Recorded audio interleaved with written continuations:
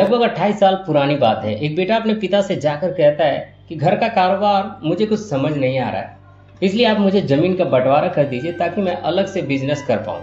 पिता उसकी बातों को सुनता है लेकिन उसके लिए राजी नहीं होता है। उसको कहता है कि जो बिजनेस घर में चल रहा है उसमें हाथ बटाओ।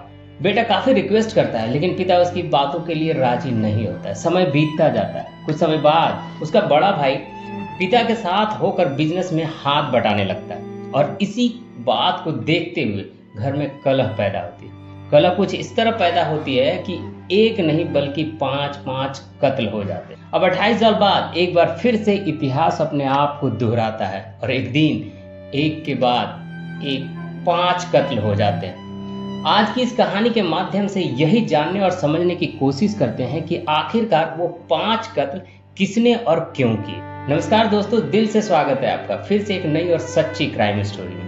दोस्तों, यह कहानी को आप तक लाने का उद्देश्य किसी का दिल दुखाना या परेशान करना नहीं, बल्कि आपको जागरूक और सचेत करना। आज की सच्ची घटना है उत्तर प्रदेश बनारस के भेलपुर थाना भदौनी क्षेत्र का। 5 नवंबर 2024 के लगभग 11 बजे थे।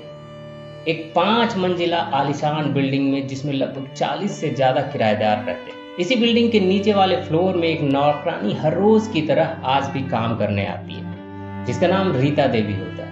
दरवाजा खुलवाने की काफी कोशिश की जाती है लेकिन कोई भी रिस्पांस नहीं आता। फिर रीता दरवाजे को जोर से धक्का देने की कोशिश करती है तो दरवाजा खुल जाता है। दरवाजा खुलते ही उसकी भी आंखें खुली की खुली रह जाती। वो देखती है कि घर की मालकिन नीतू, जिसकी उम्र लगभग 45 साल के आसपास होती है, वह सामने फर्श में पड़ी हुई और खून से लथपथ है। नजारा देख वो जोर जोर से चीखने चिल्लाने लगती।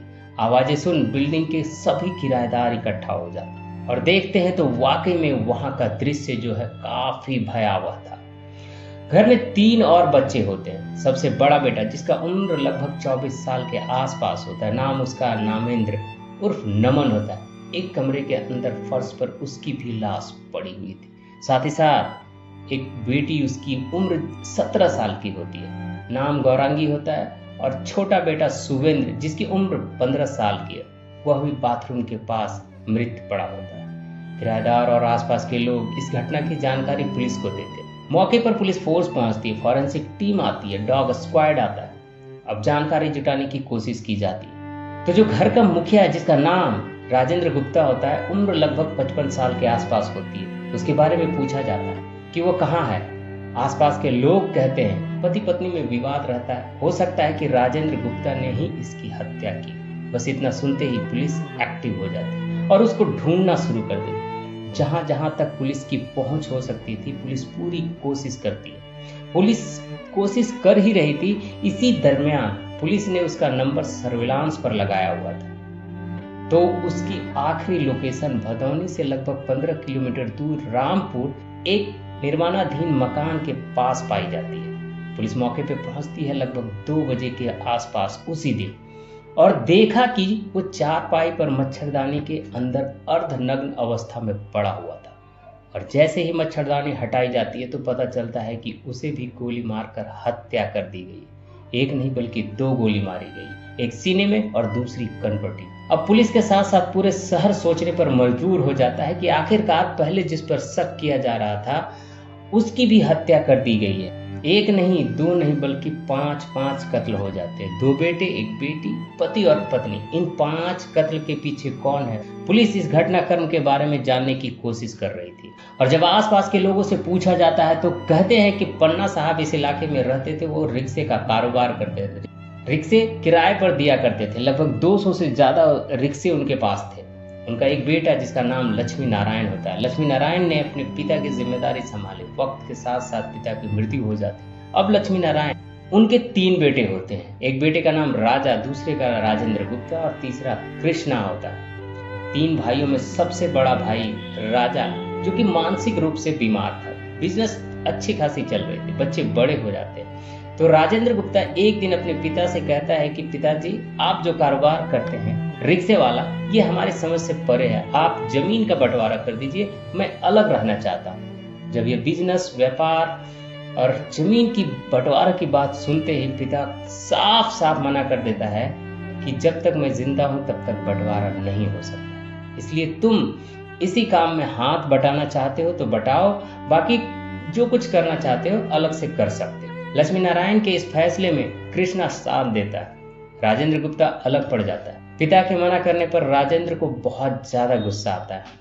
मीडिया रिपोर्ट कहती है कि 28 साल पहले कृष्णा और उनकी पत्नी जब सोए हुए थे तो गोली मारकर उसकी हत्या कर दी जाती है। अब हत्या शूटर के द्वारा किया जाता है या खुद कृष्णा करता है, ये क्लियर नहीं होता। कुल मिलाकर हत्या हो जाती है। अपना ही भाई भाभी को मार डालना, मारने के बाद हड़कंप मच जाता है, इलाके में शोर मच जाता है। कृष्णा और मंजू को 2 बेटे और 1 बेटी होती है। लक्ष्मी नारायण अपने ही बेटे यानी राजेंद्र गुप्ता पर अपने ही बेटे और बहू की हत्या के लिए FIR दर्ज कराता है। साथ ही पुलिस को कहता है कि मुझे मेरी जान को भी खतरा है क्योंकि मेरा बेटा शायद मुझे मार डालेगा। पुलिस वाले यह देखते हुए लक्ष्मी नारायण की सुरक्षा के लिए एक सुरक्षा गार्ड देते हैं और इस घटना को बताया जाता है कि लगभग 13 दिन का समय भी नहीं बीता था। भाई और भाभी की अभी 13वीं नहीं हुई थी कि दिन दहाड़े पिता की भी हत्या हो जाती है। उनका सुरक्षा गार्ड सामने आता है तो उसको भी मार दिया जाता है। साथ ही घर में शराब का कारोबार था और वहां पर बैठकर एक व्यक्ति शराब पी रहा था। बताया जाता है कि एक गोली एक आम आदमी को भी लग जाती है, यानी कि पहले भाई, फिर भाभी, फिर पिता, एक सुरक्षाकर्मी, साथ ही एक आम आदमी, यह 5 लोग बारी बारी से थोड़ी ही दिन के अंतराल में मार दिए जाते। पहले मामले की पैरवी करने के लिए लक्ष्मी नारायण सामने आते थे। जब बेटे और पति की हत्या हो जाती है तो उसकी पत्नी शारदा देवी यानी राजेंद्र की मां सामने आती है और अपने ही बेटे के खिलाफ हत्या की धाराओं में FIR दर्ज करा देती है। पुलिस आती है, राजेंद्र गुप्ता को गिरफ्तार करती है और गिरफ्तार करके जेल भेज देती है। लेकिन इस मामले की उतनी मजबूती से पैरवी नहीं होती है जितनी मजबूती से पैरवी होनी चाहिए, क्योंकि शारदा देवी थाने कोर्ट कचहरी का चक्कर लगा नहीं पाते हैं और 2-3 साल का समय बीतता है। 2023 में बताया जाता है कि वह जेल से छूट जाता है।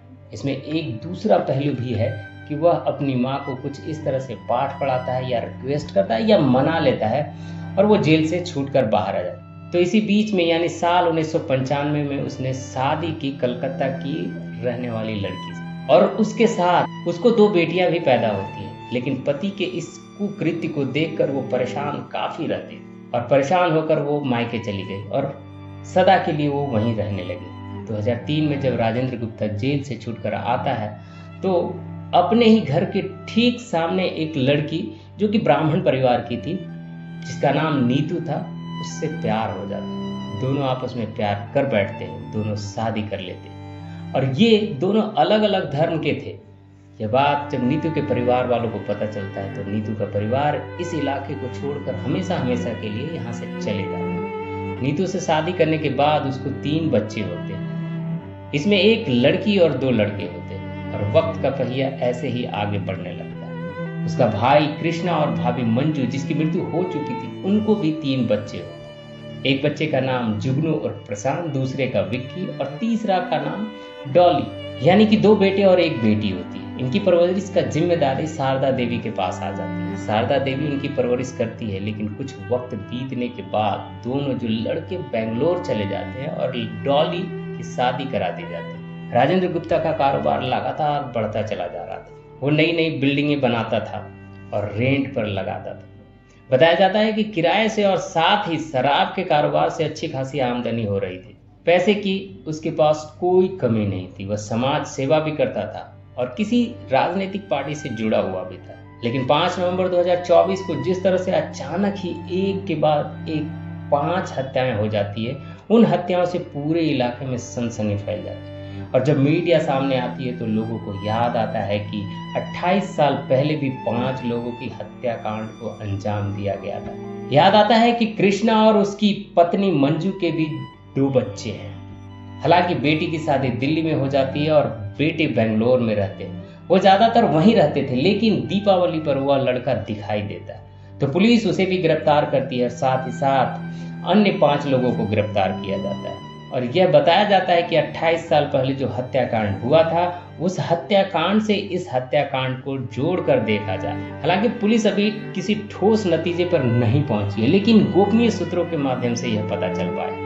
कहती है कि भतीजे ने ही अपने माँ बाप और दादा का बदला लिया है। इसमें कितनी सच्चाई है और कितनी नहीं, ये तो पुलिस के खुलासे के बाद ही स्पष्ट हो पाएगा। तो आज की कहानी बस यहीं तक। इसका दूसरा पार्ट भी हम जल्द से जल्द आपके पास लेकर के आएंगे। इसी के साथ हम आपसे विदा लेते हैं, फिर मिलते हैं नए एपिसोड में एक और सच्ची घटना के साथ। तब तक के लिए सावधान और सुरक्षित रहें, साथ ही अपने फैमिली का भी ख्याल रखें। ये वीडियो देखने के लिए बहुत बहुत धन्यवाद। जय हिंद।